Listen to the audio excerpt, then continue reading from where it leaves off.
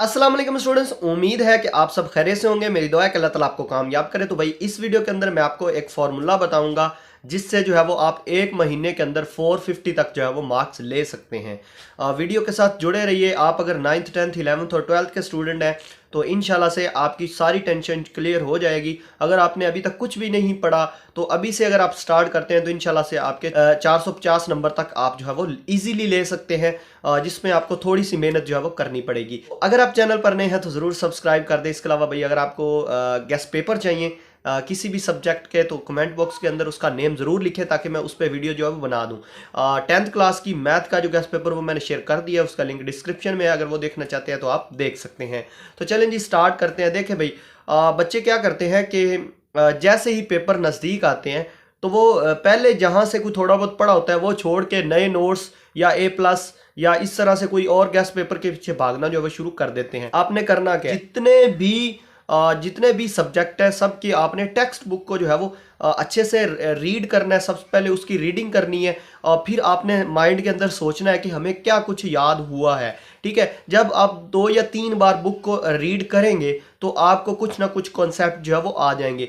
उसके बाद फिर आपने जो है वो गेस्ट पेपर की जो वीडियोस होती हैं, जो आपको टेक्स्ट बुक, मैं जो बता रहा हूँ ना, मैं टेक्स्ट बुक से ही सारे बता रहा हूँ। ये नहीं कि PDF गूगल से डाउनलोड करके आपको दिखा दूं, वो तो आप खुद भी कर सकते हैं। तो मैं क्या करता हूं, बुक से ही बताता हूं, क्योंकि बच्चे जो है वो शुरू से ही बुक पढ़ रहे होते हैं। बुक पढ़ते हैं तो उनको जब बुक से बताया जाता है तो वो उनके लिए याद करना इजी होता है। जब इधर क्वेश्चन बता दूंगा तो वो उनके लिए ढूंढना जो है वो मुश्किल होता है। तो मैं वही गेस बता रहा हूँ, जो मैं आपको बताता जाऊंगा आपने वो करते जाना है। इंशाल्लाह से आपके 450 तक जो है वो मार्क्स आ सकते हैं।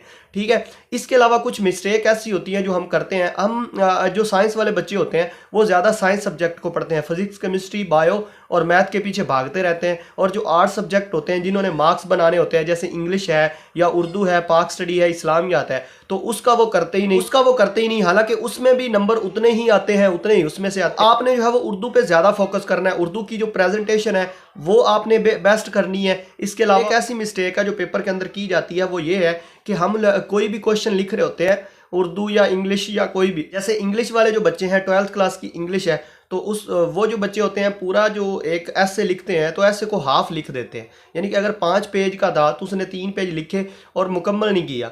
तो इस तरह से आपको नंबर तो मिलेंगे लेकिन वो 8 नंबर में से देगा। अगर आप एंडिंग कर देते, सिर्फ 3 पेज ही लिखते और वहाँ पे एंड कर देते उसका, तो फिर 15 में से आपको मिलने थे, जो कि ज़्यादा चांसेस होते हैं कि आपको 15 में से 12 या 13 नंबर मिल जाते हैं। तो कोई भी क्वेश्चन आपने नामुकम्मल नहीं छोड़ना। पेपर के अंदर कोई भी क्वेश्चन नामुकम्मल नहीं छोड़ना, उसकी एंडिंग ज़रूर करें और एंडिंग लाइन ज़रूर लगाएं। तो इस तरह अगर आप इन चीज़ों पे फोकस करते हैं और जो कुछ आप याद कर रहे हैं उसको साथ साथ लिख के भी देखा करें। हम लोग क्या करते हैं, याद करते रहते हैं लेकिन उसको लिख के नहीं देखते। जैसे ही पेपर में जाते हैं वहाँ पर लिखना शुरू करते हैं तो हमारी जो वर्डिंग है वो भी सही नहीं होती। इसके अलावा हमारे स्पेलिंग की बहुत ज़्यादा मिस्टेक होती है और उर्दू भी सही से इसे नहीं लिख पाते, जिसकी वजह से हमारे जो है वो मार्क्स बहुत ज़्यादा कटते हैं और कटिंग की वजह से ज़्यादा नंबर एग्जाम में काटे जाते हैं। ठीक है, तो अगर आप इन चीज़ों पे अमल करते हैं और बेस्ट जो थिंग है वो पेपर प्रेजेंटेशन है। पेपर प्रेजेंटेशन अगर आपकी बेस्ट होती है तो आपके ज़्यादा से ज़्यादा नंबर जो है वो आते हैं। तो उम्मीद है कि आपको सारी बातें अच्छी लगी होंगी। आज के लिए बस इतना ही था। मिलते हैं नेक्स्ट वीडियो में। दुआओं में याद रखिएगा। अल्लाह हाफिज़।